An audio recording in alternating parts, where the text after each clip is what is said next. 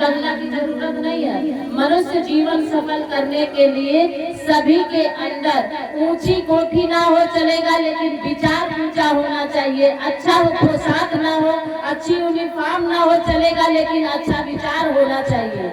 अगर विचार अच्छा है, विचार ऊंचा है, सोच ऊंची है और ऊंचे लोगों से आपका संबंध है, सत्संग है, तब आप लोगों का जीवन सफल है। ऊंचे लोगों का मतलब आप कहेंगे हमारी तो मंत्री जी से संबंध हमारा है, हमारा तो योगी जी से संबंध है, हमारा तो पीएम प्रधानमंत्री जी से संबंध है, इसलिए बहुत ऊंचे है।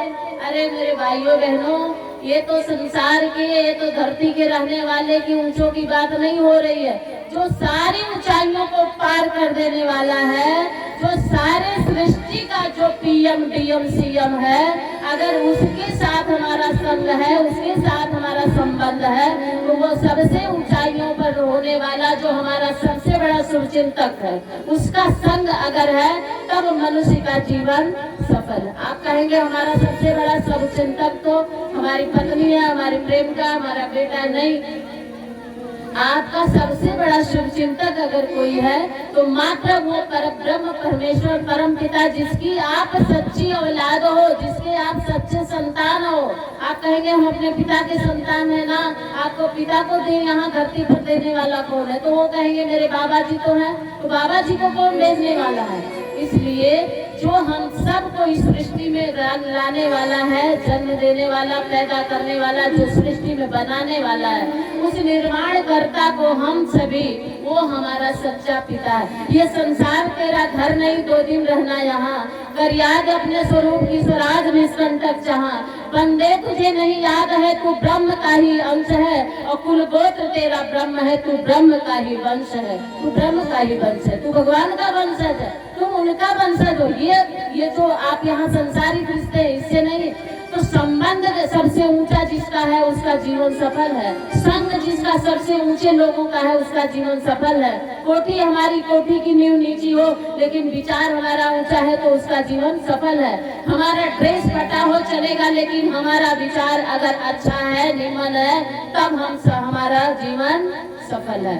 आप जरा बताइए, मन में तो हो रहा होगा कि हमारा भी संबंध हो जाता, हमारा भी जीवन ऊंचा हो जाता, हमारा भी विचार ऊंचा हो जाता, लेकिन मेरे भाइयों बहनों, अब होगा कैसे? विचार ऊंचा होगा कैसे?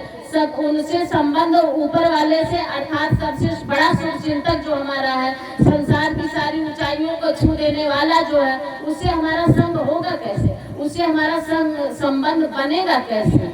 उससे संबंध हमारा बना हुआ है, बनाना नहीं है। हम उसी के अंश है, ईश्वर अंश जीव अविनाशी, हम उसी के अंश है। बस फिर बीच में हुआ क्या? बीच में थोड़ा सा डिस्कनेक्ट हो गया, बीवी बच्चे लोहे लकड़ के चक्कर में थोड़ा सा हम भूल बैठे हैं।